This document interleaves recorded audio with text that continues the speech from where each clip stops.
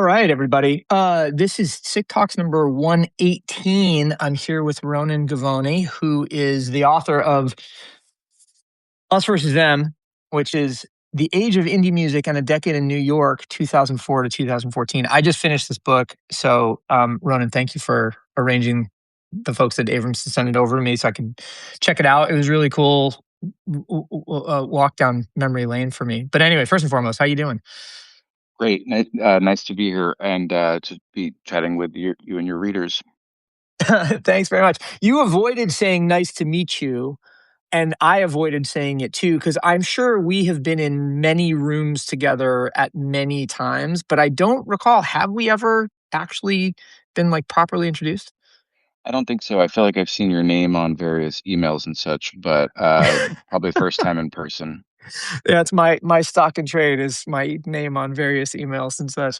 Yeah, it's funny. I mean, we have many people in common, including a bunch that are mentioned in the book, and so I thought it was interesting, when you reached out and told me about it. I was just like, oh, this is really cool. Reading it was very fun. So it's a musical and sociological history of New York, but specifically Brooklyn, starting in 2004, basically with the Republican National Convention that year, and ending in 2014. Broadly speaking, with the takeover of the building at 49 South Second Street by my longtime alma mater, Vice. Did I get that right? I mean, those are kind of the polls that you used to situate the book. Definitely. The opening scene was always going to be that kind of set piece of the Republican National Convention at Madison Square Garden. Quite by chance, that was just like 3 weeks after I moved to New York. I arrived on July 30th, 2004, and my first job was working at a nonprofit on 7th Avenue and 29th Street. So literally to get past a police blockade, you had to show a piece of paper on like letterhead to let you walk by this phalanx of cops and horses and emergency vehicles. So that was quite a welcome to New York. And yeah, as you mentioned, 2014 was the year that Vice kind of you could say evicted three DIY venues that were all in the same building. Those were 285 Kent, Death by Audio, and Glasslands. And as I was doing my research and just seeing a bit about what else had been happening in the world that year, I was reminded of the fact that on January 1st of that year, that was when Bill de Blasio took over for Mike Bloomberg after 12 years and three terms in office. It was the same year that Eric Garner was murdered in Staten Island and Sure. Mike Brown in Ferguson. And I think you could make the case that that was, I think it had been set in motion before, but that was maybe a year when you could look at like, the Pitchfork year-end albums list and see, this sea change from, a real indie stalwart and really opening itself up more to pop and R&B and hip hop and such. The it, it's it. What I mean, I will take issue with the word evicted for how Vice came into that building, but we'll talk about that later. But something that struck me as you were talking just now is that, speaking of Bill de Blasio, heard a radio interview with him yesterday where he gave credit to Zoran Mamdani for going down to the Trump White House and having a conversation with him about this, New York, let's build, Trump to New York, let's build, whatever, this kind of headline is. And it struck me that what Zoran represents in a lot of respects to me is a kind of capitalist informed, sociologically minded progressivism that it probably gets closer to the way people should actually behave in terms of like understanding market forces and trying to work within them while at the same time trying to keep your principles intact, right? I think this is broadly speaking the way he would position himself. The thing that struck me about the book was how the days in Brooklyn that you chronicled at the beginning weren't really like that at all, right? It was truly people doing shit with no economic incentive whatsoever, and therefore no economic reality really in a lot of respects. Like, at what point did that dawn on you as a theme for the book, and a I, thing to investigate? I think you're absolutely right. I mean, I think that because of the sort of outsized role that Brooklyn had in the zeitgeist for a couple of years there, right around the middle of the book that I was talking about, it's easy to forget that, up until let's say 2002, 2003, there was basically nowhere to play. If you're playing indie rock, there's basically nowhere to play unless you were doing it DIY or you were playing, at like a kind of awful dive in Williamsburg. And so it was really not until I would say 2007, 2008, 2009, that's when a lot of this scene, I think, starts developing momentum. It's when Death by Audio opens and Glasslands had been open for a few years there. But musically too, I think that 2007 was just kind of this really amazing year. That was the year that, the Panda Bear record came out and the LCD record came out. And so that, I think by that point, you could definitely say that uh, Brooklyn kind of had the momentum, but certainly for the first few years, there was nothing doing. And that's why, the first chapter in the book is about Oneida because they were very much the people who I think set this in motion. It's funny. I had totally one of the things that I loved about the book sincerely was I mean, A, being reminded of all of these things that I hadn't thought of in a million years, Oneida being one of them.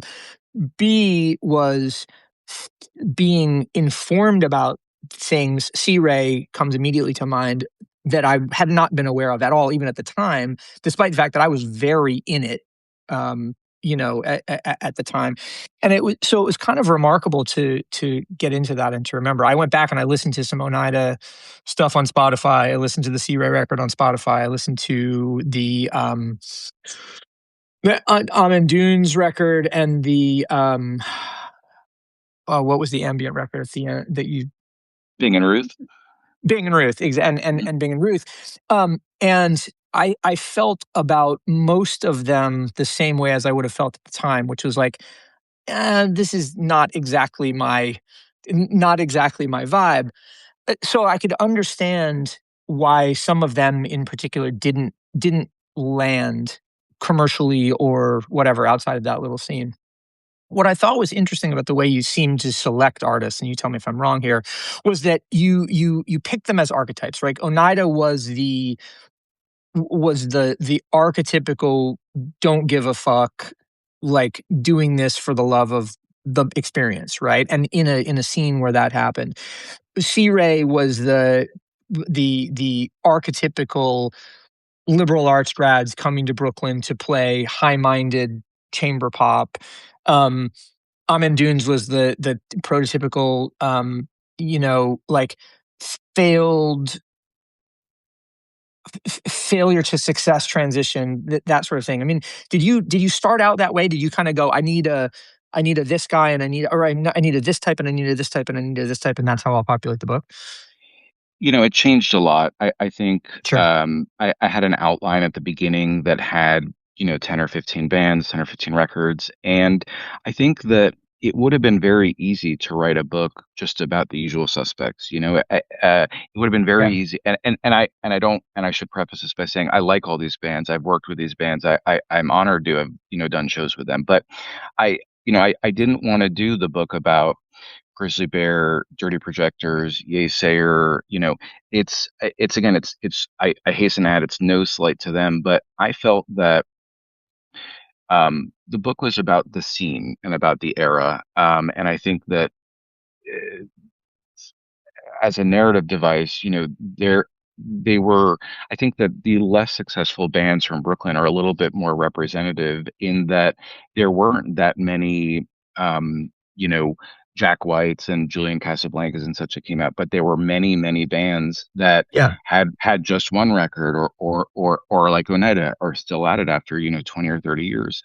And if I wrote it again, it could have been five, could have been a totally different group. I think I tried to really emphasize this that like I'm not making a case certainly that these are the 10 best bands, the 10 best records of the era.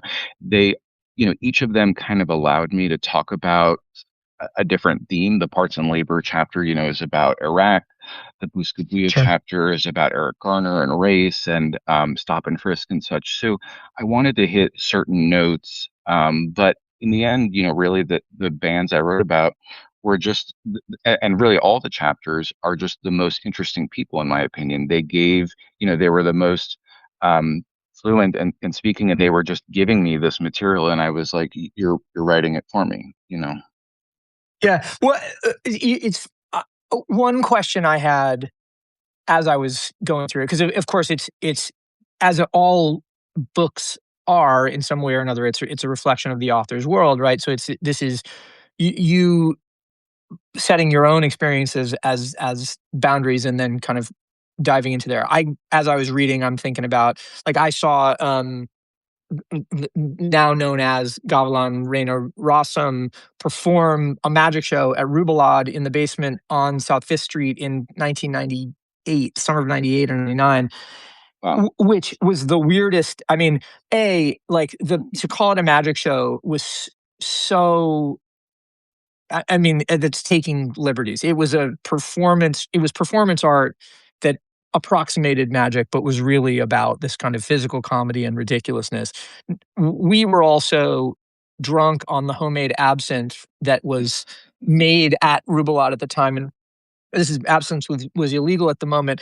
We were also on mushrooms, and it was the weirdest thing. And so for me, I cannot help but center that story and go, why wasn't Rubalot in the book, right? Or what, Well, it's mentioned once, but yeah, I, right? I I was going to mean, say, that's I saw it there and was like, where, yeah. I was where is it? never there actually, so I tried to Okay. write about places that I had been to and just not claiming any false DIY valor, but yeah, that was. I mean, Rubilad was somewhere that the Oneida guys always mentioned, and that chapter in particular. And we can get more into this, but there were, this is the part of the story that's really only hinted at in Meet Me in the Bathroom, and there's a lot of people who, Yeah.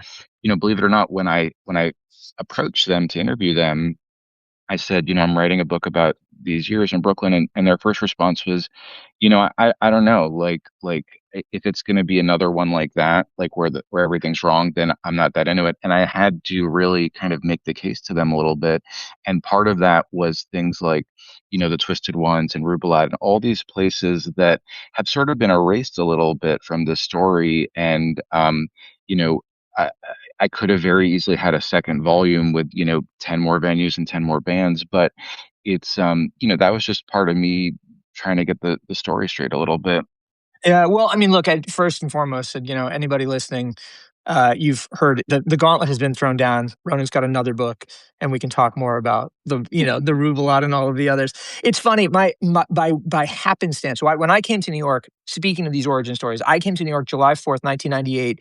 I arrived to the Greenpoint Avenue station literally under the fireworks of the 4th of July, right? So it was an insane moment.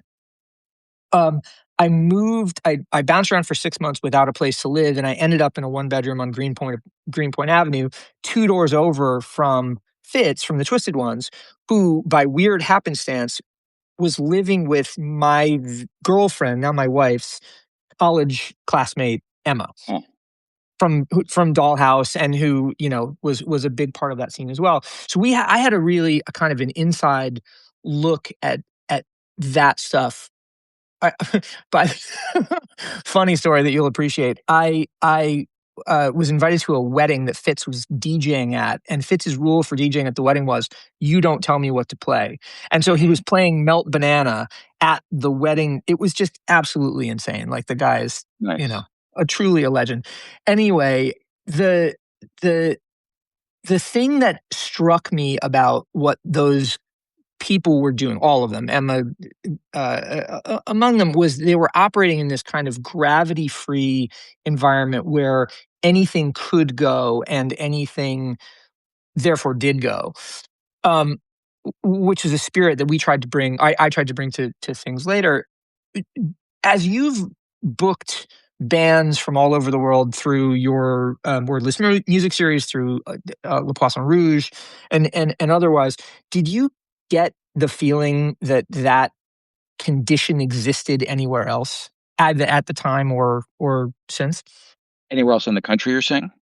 I mean, yeah, you could tell me it existed in Berlin at a certain time. I would believe that. You could tell me it existed, anywhere else in the world. But I'm just curious to what extent people, when you brought them to New York, or who existed in that scene, were just like, this is truly unlike anything else.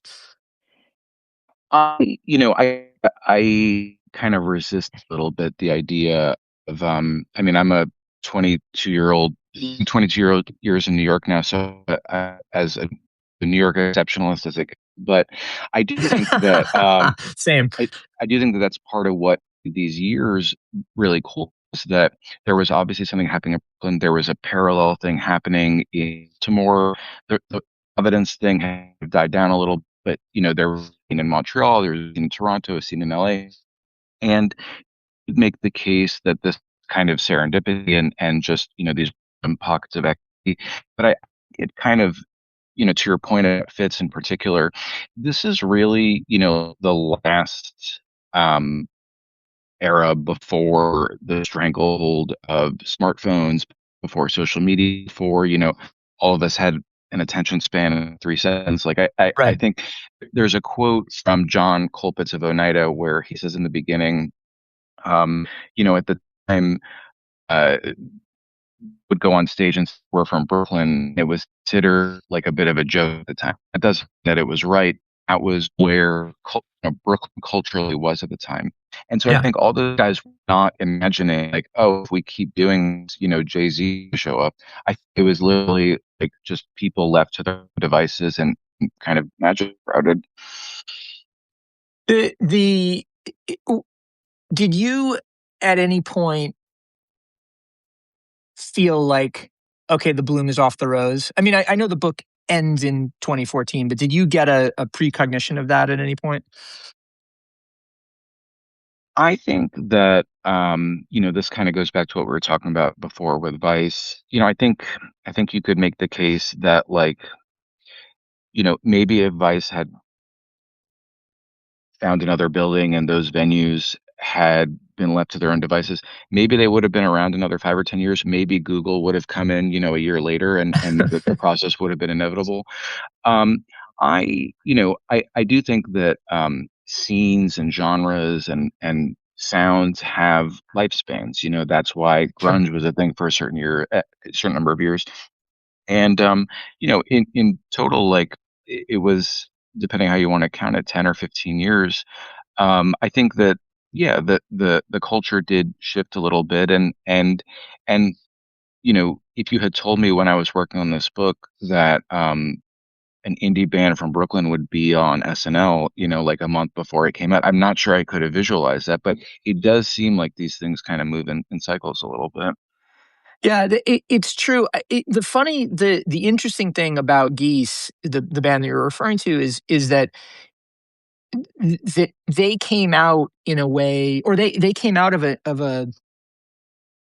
background in Oud, a sort of a provenance that would never have been accepted at that time, right? Like they never would have been taken seriously as graduates of the School of Rock and children of a particular kind of Brooklyn privilege, which I mean I think is faulty logic. I have always thought it was faulty logic, which is part of my truck with the some of the I don't know what preconceived notions of the day, but it is kind of remarkable that we have put our arms around people that would have been flatly denied, I think, access to the scene before. Or do you disagree with that assertion? Yeah, I mean, how much time do you have? It's the kind For of almost thing till that about 1 o'clock. um, I'm a fan of Geese, but I Me know too. that people have lots of feelings about them. I guess it kind of says something about where we're at with music or with music criticism that people can't seem to talk about them in anything approaching like an even tenor. But I do think that even they would say, like they obviously came up with other bands and they have, friends who live here in town. But I think they themselves would be like, they're a bit of an outlier. Like there's not like a 285 Kent scene behind them, and there Yeah. aren't, like if someone said who's three bands, three local bands that Geese has played with in town. I'm not sure I really know, but I guess that's a sign kind of like maybe in favor of what I'm saying that like, um, you know, during these 10 years, it was definitely, I mean, a community. There's an ecosystem, and I there's always going to be a DIY ecosystem in New York, but I think I'm not sure that that's the reason why Geese was on SNL. The thing that the thing that I think is true is that the bands of that period, some of whom you chronicle, some of whom you allude to, but don't go deeply into. They've been, the Grizzly Bears of the world who've been mentioned already, and then the Vampire Weekends, et cetera. Is that they sort of illustrate the idea that the trajectory is possible out of that kind of unknown to known. The other thing that I think you acknowledge in the book that I thought that I appreciated very much because I had a hand in it, but also because I think it was a real force and it was really new at that time, was the involvement of brands. Like there is a chapter that Adam Shore One deals with Adam's, who's a dear friend and longtime collaborator, companion, or colleague. But his involvement with Scion, his involvement with Red Bull, and the way that these brands help to propel artists into it. I think at that time there was a real concern that these forces from outside the community needed to be either kept totally at arm's length or were needed to be regarded with suspicion. And the success of a lot of these bands in the scenes proved that you could support real active culture while also benefiting, the brand's perception in some way. W- Was that always a part of the story for you, or did you come to that through talking to people and sort of charting the progression? I always wanted this book to be not only about, Brooklyn and, the Williamsburg or whatever, but there was so Sure. much going on in the world at the time. I talk a lot about music journalism, the fact that like this scene I don't think would have happened if there wasn't this culture of listings and reviews and just really good music critics going out every single night. I talked, as we mentioned a little bit about technology and the role that that played. And yeah, I think that patronage, is a really important part of this puzzle. And I don't think he'll mind if I tell you this, but when I approached Adam and I said I would like to write about you and I'd like to interview you for the book, and this is I want to write about the trajectory of the music business through one particular person's experience. And Adam, in his kind of very kind way, his first response was, well, my concern about that is that it makes me look like I'm a sellout. And I said, why do you think it makes you look like you're a sellout? And he said, well, because I started out, at a label and I started out in retail and then I went to a label and I ended up, working with brands and corporations. And I said, that is true. And that's, I think, reflective of like the industry at that time. But uh, the brands that he was working for and the stuff that he was doing, at the time there was certainly some suspicion around the Red Bull Music Academy. There was, the first couple of years people were like, what's their angle and what are they going for? I think the same thing with Scion a little bit. But Oh, 100%. 10, 15 years later, I think that those are sorely missed. And I think when you actually look at what they were funding, it really was a bit out there and it was it was not safe and it was not commercial and who would have and this sort of ties into what we were talking about with music journalism, like who would have thought that the New York Times would send Ben Ratliff 2 years in a row to Columbus, Ohio to cover an extreme metal festival paid for by Toyota, so it has this kind of almost fictional aspect to it now, and I do think that those brands and those kind of campaigns are really missed because there's nobody really getting visas for artists and booking tours and helping them make videos and all these things that we took for granted for so long.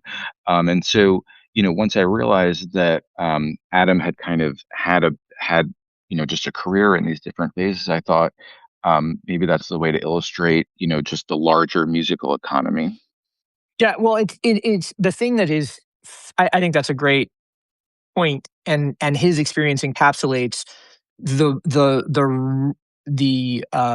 evolution of the music business commercially, like the literal business, in a really interesting way, right? From CD and vinyl and tape sales through to the beginning of the streaming era and the destruction of music or the record labels as they were by Napster and by all of the streaming services which you named. I had forgotten about Nutella, for instance, but lost that one to the sands of time.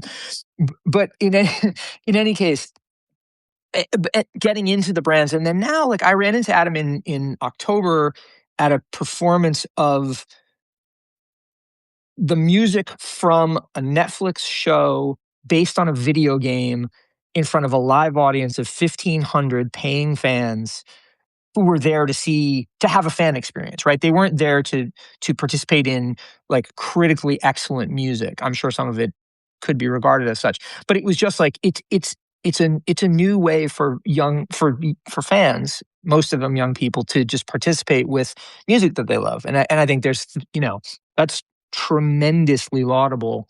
Um, and the fact that you can navigate a way to that is remarkable, kind of by any means. So anyway, Adam, I don't think you're a sellout. I think and I don't think you should regard yourself as such. One in the comments, one thing that I want to talk on, because I want to. There's a couple other things I want to ask before we talk about the news cycle. Ed, or it's either Ed or Day. It's a little hard to tell. In the comments, wrote, "How did you feel identity politics had impacted the scene?" And there is some discussion of that with Vagabond later in the book for sure. But do you want to address that a little bit, like how you felt that figured in? Definitely. I mentioned, I think it's in the introduction, that on the one hand, there was this almost, utopian aspect to it, to this scene where, a lot of different bands, a lot of different artists I talked to, they say almost the same thing, that like in 2007 in Williamsburg, you would walk down the street, and it wasn't literally true, but it seemed true that you were seeing, 50 friends from 40 bands, and 38 of them were pretty good. It And was not far off. It was not far off. but I feel like it's important to keep in mind that for all of the romance of it and for all of the great art that came out of it, there were aspects that were deeply problematic. And as someone who myself, I booked a venue for 7 years during this time. It was not in Brooklyn, it was in Manhattan on Bleecker Street. But I look back now at a lot of the decisions I made, and I do think that there were a lot of unexamined blind spots. And I think that, For sure. because you live in New York, because you voted for Obama or whatever, you think like, I got it all sorted out. But I don't think we were really asking ourselves at the time, like, you know, uh, I always felt at home at Death by Audio at Glasslands. Did everyone maybe feel that way the first time they walked in? I hadn't really considered it kind of before Sure. writing this. And so, it's not a coincidence that the first chapter is about a band of five white dudes, five wonderful white dudes, but that's who they are. And it ends with a black woman on stage at Silent Barn, because I do think that kind of tracks a little bit of the evolution of that scene. And I do think that even in 2014, there was a lot of work that needed to be done. There was still a lot of, you know, rape culture and machismo and as we were saying, unexamined assumptions. But I do think that it had evolved a little bit from 2004, and just to look at like the people on stage and the calendar, and that has only continued, I think, since. Yeah, I mean, the previously mentioned Gavilan Reina Russum, her story is certainly discussed, but it is interesting because when I saw um, her play at Rubelade, she presented differently. When she put out her first Delia and Gavin record on DFA presented differently. Like the level of identity politics didn't. It's not to say that it wasn't there. It was, but it didn't surface until much later, and it was partially because it was allowed to come more to the fore. Um, but I think you're right. I think it was unexamined is a good way to put it, and also it informed by the fact that there was just kind of a frontier mentality. It's like people, you're literally out there making shit up as you go. It's kind of cowboyish, and so it kind of couldn't help but be cowboyish in a way too. Um, Notwithstanding the participation of really interesting and strong women in particular. I mean, we talked about Emma Fitz's then girlfriend who ran the Dollhouse Gallery on Broadway. You talk about Brooke Baxter and Roland from Glasslands as being the most organized people in the scene. There was a lot of queer representation, although it wasn't for in the forefront the way that it might be now. So anyway, it is fascinating to think about how things have changed. And what I like to think, and I don't know if you agree with me, Ronan, is that we're not going back to the lack of consideration. There are obviously retrograde forces in the country and in the world resisting that progress, but though there are setbacks, there is not the go back. Anyway, sorry, No, end of my no, that's little. exact. No, that's exactly right. I mean, I think, it's like a self-reinforcing thing. Like the Yeah. more that the country and the world lurches to the right, I think New York, kind of moves a different way. And I think that if you look at Trans Pecos and Market Hotel and just the folks who book these places and the people on stage, there's no question that it's a completely different world from, you know, five garage rock bands in on South Second Street. Yeah, it was one of the things that I always really admired about Adam. I don't know if you know this, but Adam and I were the finalists for the Vice Records job. Huh. And That I he didn't and know. he and he got the job, which was better for everybody, myself included. Vice Records was a much better label for Adams having been there, and he brought a level of consideration to it that I would never have, and part of that was in the philosophy of juxtaposition. It was like, let's figure out how to put ODB on stage with Japanther with Yeah Yeah Yeahs in the middle, because that build doesn't make any fucking sense. Great, that's what we're doing. And so that collision, I think, had a lot to do with the progress that came out of the scene. It was like people who were totally unalike being able to be in the same room together and be like, "Yeah, you're all right, actually." Yeah, no, I mean I mean my own concert work, it's probably not a coincidence that I was a rock kid growing up. I was a child of the 90s, and then I got to New York and started working at Lincoln Center and going to classical music, and I would see a string quartet and I would say, um, Explosions in the Sky is a string quartet. What is the difference? Like, why is one indie rock and why is one chamber music? And so there were all these questions being asked about genre that I think were really valuable. And I think that it made for a lot of really cool bands that just felt, why wouldn't we hopscotch through all these things? Yeah, no, it's really cool. All right, well, that's a great point of transition, because this series is ostensibly a conversation both about what my guest has been working on and is up to and is thinking about, but also to try to reflect what is in this newsletter that I publish on Wednesdays, which is this bizarre, collection of stuff that occurs to me.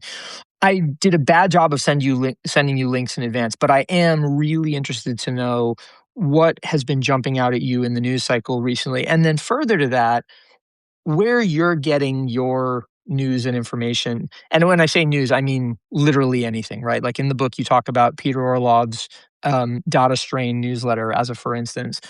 Um, but I'm interested to know what your information sources are. So start Yeah. anywhere you want along that continuum. Well, you're asking me at a very interesting time, as when you have a book come out and you're sending it to critics and press and you're still getting the New York Times book review and you're seeing, what is in there and what isn't. I, uh, Chris Weingarten, who I'm guessing you probably know, he's a music writer and he was in the band Parts and Labor. He told me during our interview, he said, I have 90s brain and I've never gotten that over that. He said, like, he's like, I subscribe to magazines, I subscribe to newspapers. I'm a child of print and, and 90s culture. And so to me, I think that, especially with what's going on with the Washington Post, it's to me, it's I subscribe to a lot of Substacks. I really learn something from them, but I guess what bums me out a little bit about them is that the people who have won, of course, are like the people who run Substack, the tech folks, and they figured out this way that, you have 1,000 people kind of competing against each other for support, and I keep wondering, like, in a just world, there would be a newspaper that or a magazine that would hire Peter and these various folks who are doing listings and make it not quite so precarious. So I've been following the Washington Post story. I had a few friends who wrote for them, and they essentially um, completely blew up. Not only their international desk, but their culture department. There's no longer a music reviewer there. There's no longer a book reviewer there. There's no longer a classical music reviewer at the Washington Post, the country's you know, second biggest newspaper. And I think that that's a sign of just in the culture, like for a while, that the thought of reading Pauline Kael on the new uh, Warren Beatty movie, that it was just accepted that critics had something to say to individual works of art. And I think that that idea, as I try to write about in the book, has been kind of done away with a little bit. I think that you have so many great critics writing and so many interesting things to subscribe to, but I don't want to get 150 Substacks every morning. You know what I mean? I want one. Like I want it all like kind of consolidated. So that's how I feel about media stuff of late. To contradict myself a bit, I've been learning a lot from drop site news, especially Okay. as the stuff in Iran has been going on in Gaza. They are, a true independent news outlet. They have sources all over the Middle East, and you know, I I'm not a I don't work for the Defense Department, so I can't speak to some of the things that they write about. But you just compare, the front page of the Times, which I do subscribe to drop site, and you get almost a completely different take on particularly international news and just what, the priority that they put that in.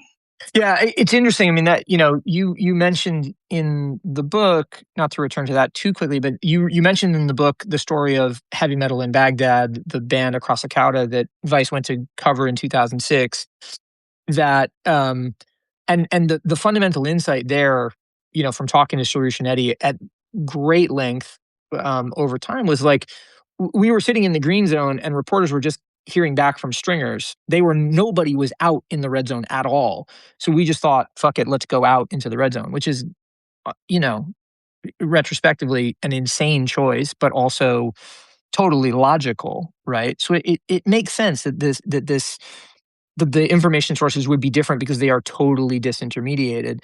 Um, do you find that any of the subs and then let's not pick on Substack per se, but that there are other sources like Dropsite you feel like that are getting you closer to the coalface that are sort of reporting from the inside in a way that is satisfying or seems I like palatable? them for news. I mean, I would say that I kind of split my reading between like I get a bunch of news, politics stuff, I get a bunch of music stuff, movies, literature stuff.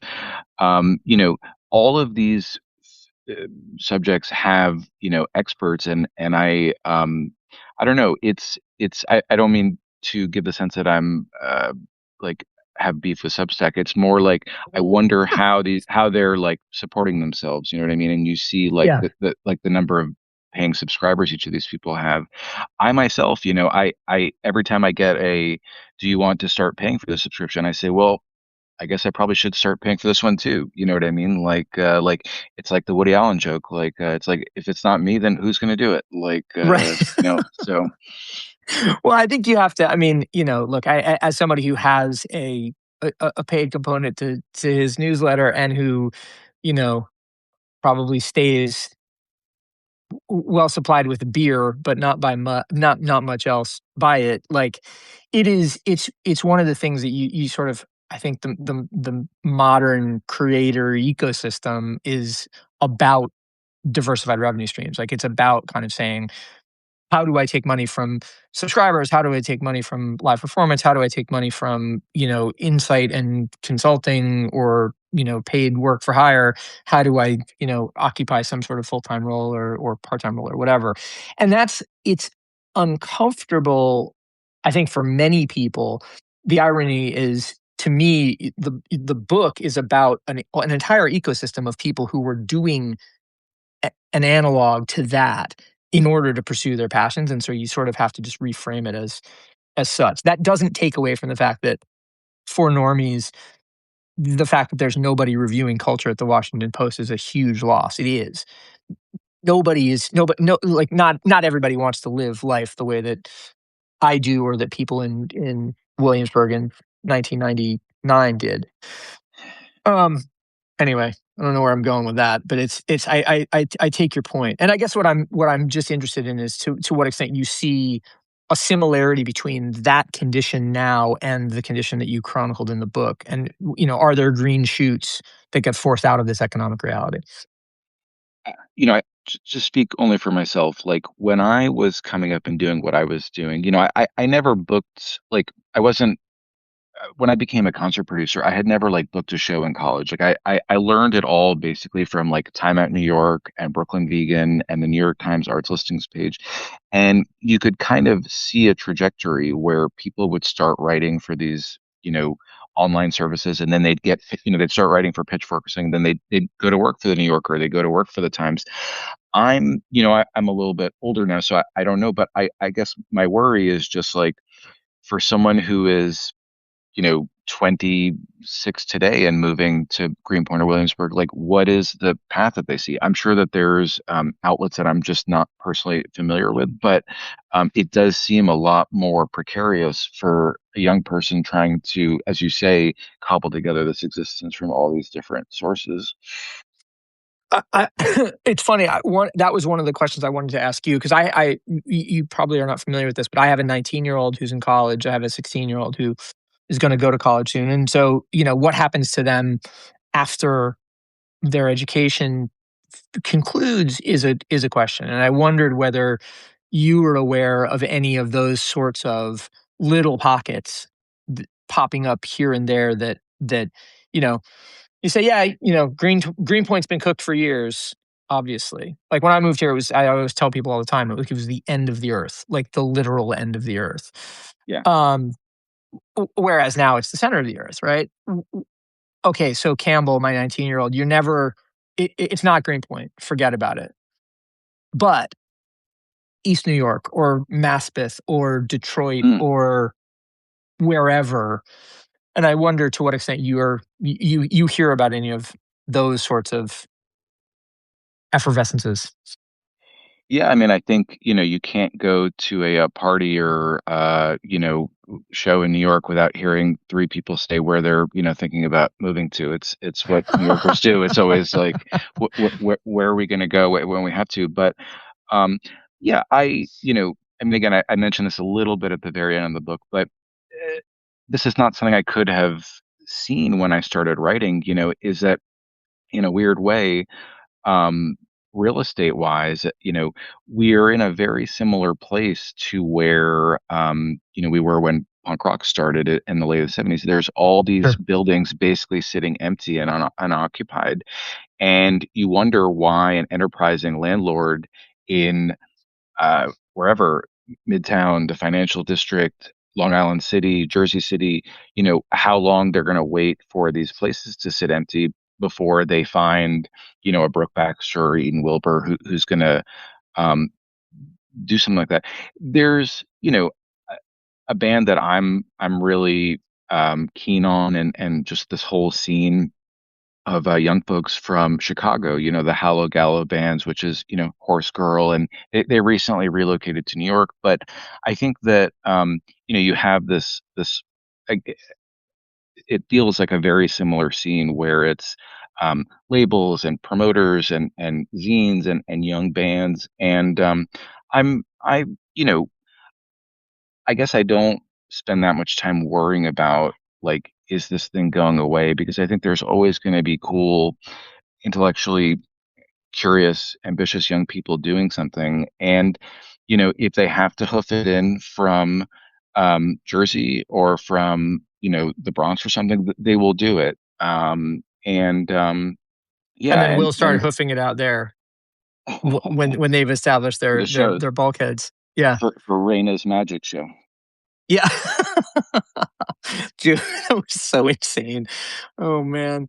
But it's also it's interesting, right? Like as a quick pivot, I was at that show because it was headlined by a band called Competitor from I want to say Columbus, Ohio, the drummer of whom was a friend of one of our habitués at Beauty Bar. This is all real old head shit, so forgive me. But the thing that was interesting was that Sarah, who's the drummer of Competitor, was also one of the producers of the American movie, the famous documentary, sometimes called the greatest documentary of all time. And it was interesting. And Kate went on to become a big, or is a big, environmental lawyer. The transition of those enterprising people into positions of import over the course of time has been really interesting. One of the articles that you sent me as being intriguing was this republishing by Playboy of an interview with Paul Thomas Anderson when he was 27. This is in the aftermath of his Oscar wins. You said I could talk a lot about that because I've worked with him. So I have two questions for you. Please explain that story and how it has informed your own career transition, because it's not in the book at all. And then also this moribund title, Playboy, famous and for our entire lives, has actually been doing some really interesting shit over the last 3-4 weeks. They just hired Philip Picardi, who's the founding editor of them, to come in as the editor in chief. Are there other bands that you look, or not? Sorry, I don't mean bands. Are there other entities that you look back on and go, 2027 might be the right time to revive this? Hmm. So So take those in let me either order. Yeah, so I'll start with the first one. The short version is, I started a concert series called Wordless Music. It was basically like a half classical, half indie electronic thing. After a couple of years, we started an orchestra, basically to play the music of Johnny Greenwood from Radiohead and Gavin Bryars and Arvo Pärt and people like that. After a couple of years, we started doing live film scores, basically, which involves Got like it. getting a print of a film from a studio with the orchestral score stripped out, and you project it with an orchestra playing live. So the second movie we ever did was There Will Be Blood, with Johnny Greenwood playing with us and Paul and his team kind of coming out for it. And this is just a little anecdote I'll share. I'll always remember it was like right before sound check, and they were doing a projection test, and Paul was at the soundboard kind of like very intently staring at the screen and kind of being like millimeter to the right and millimeter up, and then they show some of the movie, at the very beginning, and I'm kind of like half looking at the movie and I'm half looking at him because this is like the first or Sure. second time we've ever met. This was 2014, I think. And he's not looking at the movie thinking, wow, I just made like an American epic on par with John Ford. He's thinking to himself, shit, I probably could have done that better. And Yeah, what yeah, I for took sure. away and what I took away from that is like, that's why you are who you are, because you're not sitting there resting on your laurels. And there's lots of people I've met like that who, you know, they're they're you know I don't know, they make you want to work harder, like, and they make you Mhm. want to just be better at what you do. And so we did what else did we did Punch Drunk Love, and we did Phantom Thread with him. And yeah, it's just been like more of the same. We worked with a lot of directors. He's the only one who is there for every rehearsal. He's the only one who's there for every sound check, and he didn't need to be. He just kind of takes it upon himself to do that. So that's something I learned from him. Your second question was like, are there things from this era that are kind of ripe to be re-examined? Is that right? Yeah, essentially,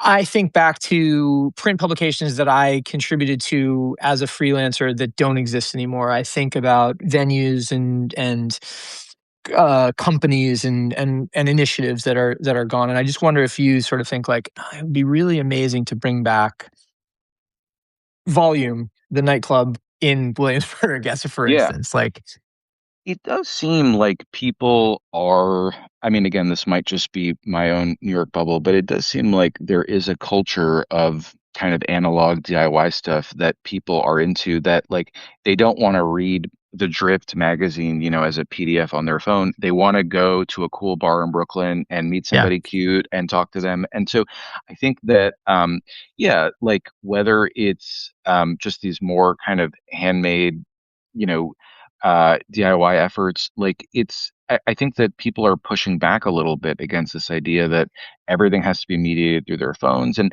even that PTA article you sent, like someone prefaces it by saying like, the Playboy interviews were this, amazing historic thing that it was a real accomplishment. And he got to do it when he was, 28 or something like that. And even that, kind of value assigned to like these media establishments, like I think that just I think that that is something that there's going to be publications that people want to be into, that they want to get behind and to go out and support. And so yeah, I think that like if another version of this book is written, that the whole print journalism criticism question, maybe would shake out differently. got it. I was hoping you said you were gonna say that you would resurrect the Mishpucha and, you know, get that the whole gang going. Um, well, but it is interesting, right? Like show paper has a modern analog in gunk, right? Like as you said, those venues on South Second Street had progressors or had successors in Trans Pecos and Market Hotel and those sorts of things. So the cycle continues. I agree with you and your assessment that there is less of a concern that the scene continues to exist. It's just more a question of where does it flourish, and do those of us who are culturally omnivorous continue to have access to it? How can we support it? So on and so forth. I mean, as you said that, it occurred to me like something that I would like to see happen a little bit more. When you go back to the listings from this era, you'll see things like, the Brooklyn Philharmonic with Joanna Newsom and like, the Brooklyn Philharmonic with Grizzly Bear, or whatever. And like, not only does the Brooklyn Philharmonic not exist anymore, but the New York Philharmonic, none of that sort of tier of culture is even on their radar. And so I would like to see a little bit more of like, especially the, local New York institutions kind of stepping up a little bit, because it seems like I don't really know what they're booking these days, but it doesn't seem to be seeking out, when Joe Malillo was at BAM, he, ran and found Sufjan Stevens and he's like, what do you want to write? And I don't know that there's anybody like that, at the helm of any New York institution right now. Yeah, well, it's interesting. This feels like, and maybe Kareem Rama, who I know is tuning into the broadcast for some period of time. Say, what's up, Kareem? Can give a shout to Maybach Zoe and see if we can get some city support behind cultural initiatives like that from a former musician himself. Well, in any case, Ronen, it's been such a pleasure talking to you. Thank you for joining me, and thank you for the excellent work on the book. Again, everybody, that is Us versus Them: The Age of Indie Music and a Decade in New York, 2004 to 2014. It's out on Abrams. You can find it at any bookstore or bookseller now. You should go get it. Highly recommended. Ronen, any other place people should look for you or can find you or have stuff to check for in the future? Yeah, we have an Instagram page that has been posting some updates from the book, but also a bunch of archival photography and flyers and such from Oh, the era. And sick. and if anyone would like to share, we're been getting some really cool contributions. And just to mention, usually when you do a book launch, it's kind of like one or two and done. But we're going to do a couple of events this summer in New York. Couple of maybe musical performances with people I can't really share at the moment. But if you've read the book, there will definitely be some, chance to uh, congregate in person and hear some of the artists. Awesome. Awesome. Well, look, please keep me posted on that so that I can circulate the word about it through the newsletter and the pod and so on. And otherwise, Yeah, great to talk to you, dude. Thanks for being here. Thank you, Ben. All right, you bet. All right, everybody. We'll see you again next week. In the meantime, go get the book. Okay. Bye.